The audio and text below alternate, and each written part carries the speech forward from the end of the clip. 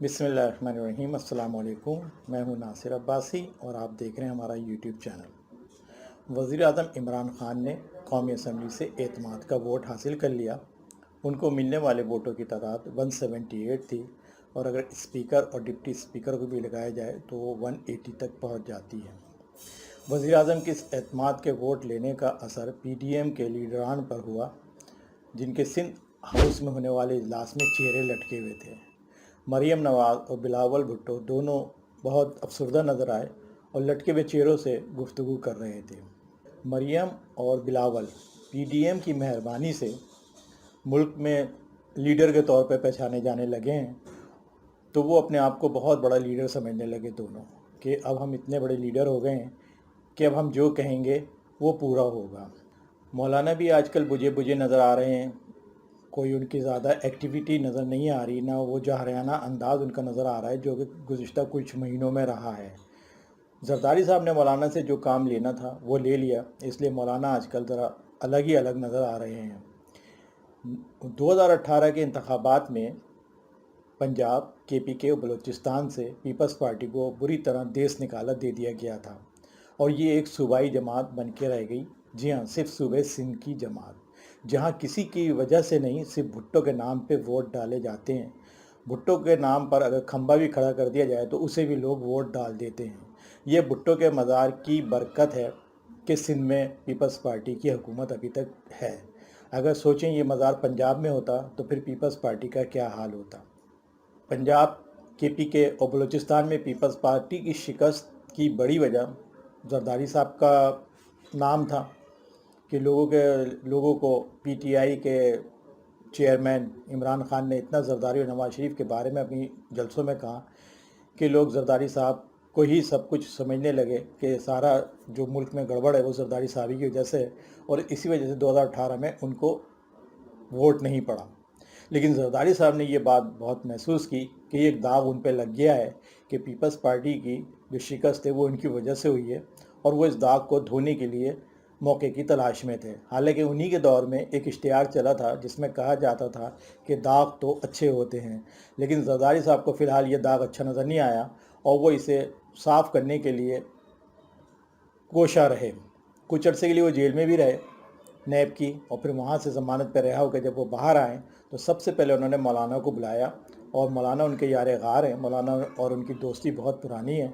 उन्होंने मौलाना के साथ मिलकर एक प्लान बनाया और मौलाना को ये सौंपा कि वो जितनी छोटी बड़ी पार्टियां हैं और बड़ी अपोजिशन की जमातें हैं उनको मिला के एक इत्तेहाद बनाएं और इसको फिर पूरे मुल्क में इसके जलसे जुलूस करें ताकि मरी हुई पीपल्स पार्टी दोबारा से ज़िंदा हो जाए।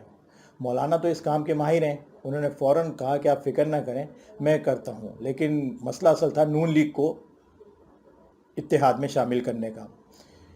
मौलाना ने कहा कि इसकी फ़िक्र ना करें, नवाज़ शरीफ से भी मेरे बहुत पुराने ताल्लुकात हैं, और मौलाना ने नवाज़ शरीफ को कायल कर लिया कि हम एक अपोजिशन जमातों का इत्तेहाद बना के हुकूमत पर दबाव बढ़ाते हैं, और इस तरह जो आपके साथ नाइंसाफ़ी हुई है आप उसके जलसे जुलूसों में अपने दिल की भड़ास निकाल सकते हैं। मौलाना ने और जरदारी साहब ने नवाज़ शरीफ को ये लाइन दी कि आपको जो इदारों से शिकायत हैं आप पीडीएम के जलसों में उसकी भड़ास निकालें दिल खोल कर। अब पीडीएम मौलाना साहब का काम शुरू हो गया और उन्होंने पूरे मुल्क में पीडीएम के जलसे करने शुरू कर दिए। लाइन पूरी इसमें जरदारी साहब की थी, वो जो लाइन दे रहे थे मौलाना उसी पे चल रहे थे, और नून लीग भी उसी लाइन पे चल रही थी जो जरदारी साहब मौलाना के ज़रिए उन तक पहुंचा रहे थे। नून लीग एक अपनी ताकत रखती है पंजाब में और केपीके में, इसका एक बहुत वसी हल्का इंतखाब है और उसको किसी इत्तेहाद की या उसकी ज़रूरत नहीं थी। मुख्तलिफ ज़िमनी इलेक्शन जितने भी हुए उनमें नून लीग ही कामयाब होती रही है पीटीआई के मुकाबले में।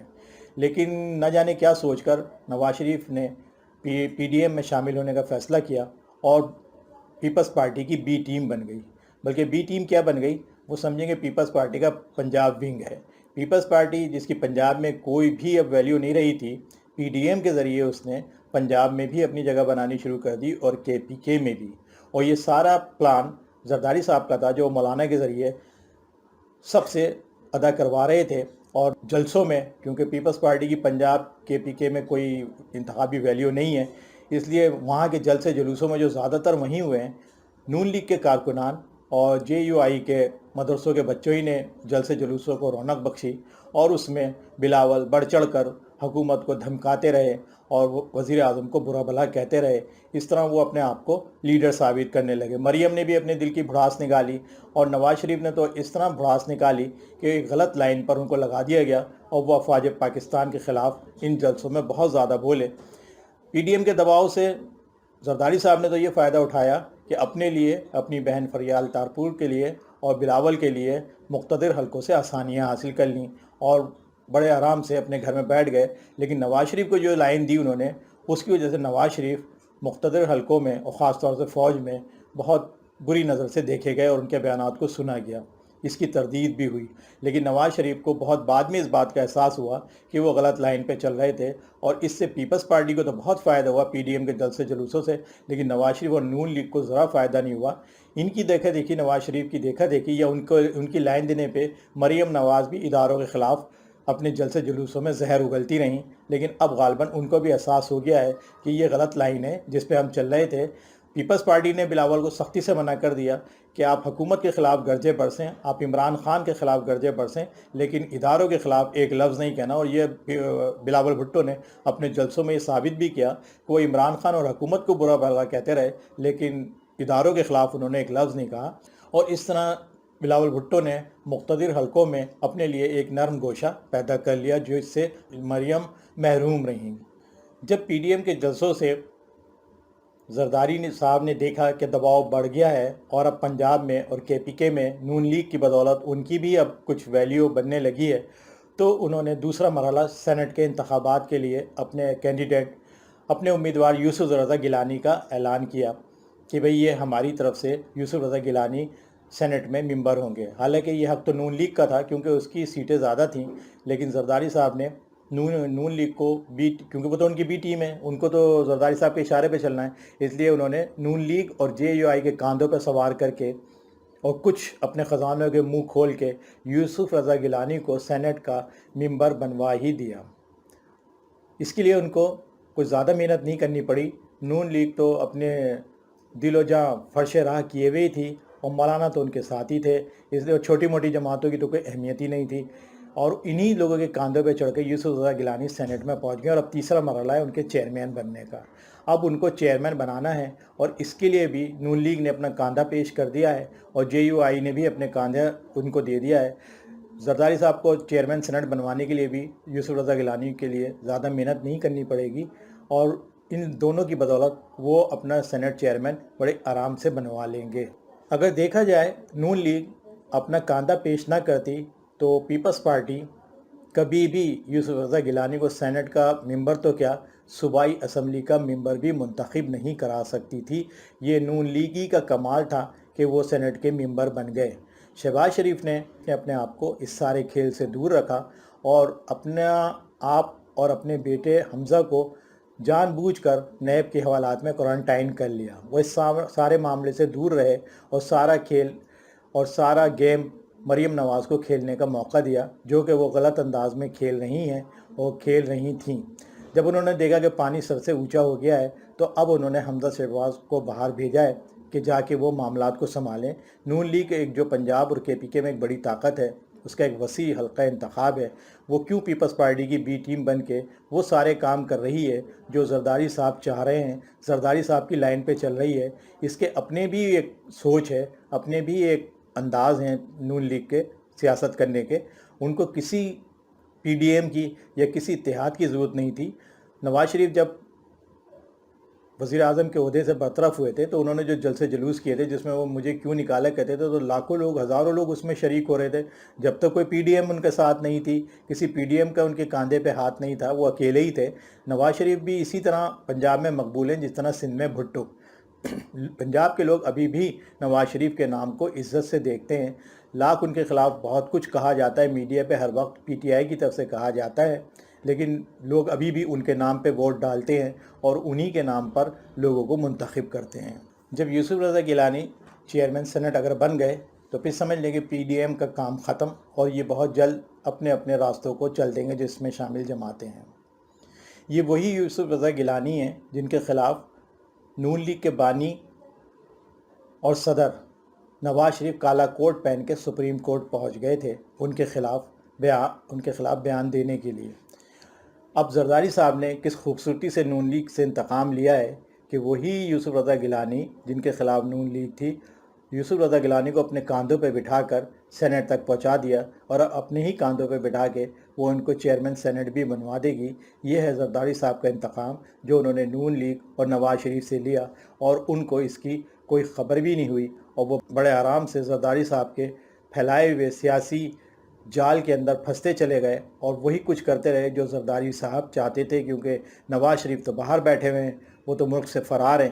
یہاں پہ اس وقت صرف زرداری صاحب ہی ہیں جو سینئر لیڈر ہیں سیاست کے، اور وہی سارا ملک میں گیم کھیل رہے ہیں، اور وہی حکومت سے بلکہ عمران خان سے ٹکر لے رہے ہیں۔ اب ان کا مقابلہ عمران خان سے ہے سینٹ کا چیئرمین بنوانے کے لیے، اور انہوں نے دعویٰ کیا ہے کہ وہ ہر حال میں یوسف رضا گیلانی کو سینٹ کا چیئرمین بنوا کے دم لیں گے، اس کے لیے انہیں چاہے کچھ بھی کرنا پڑے۔ نون لیگ کا کاندھا ان کے ساتھ ہے، جے یو آئی کا کاندھا ان کے ساتھ ہے، پی ڈی ایم میں شامل جماعتیں ان کے ساتھ ہیں، اور جماعت اسلامی بھی انہی کا ساتھ دے رہی ہے۔ تو ان کو اب اس کام سے کوئی نہیں روک سکتا کہ وہ یوسف رضا گیلانی کو چیئرمین سینٹ بنوا کے حکومت کو ٹف ٹائم دے دیں۔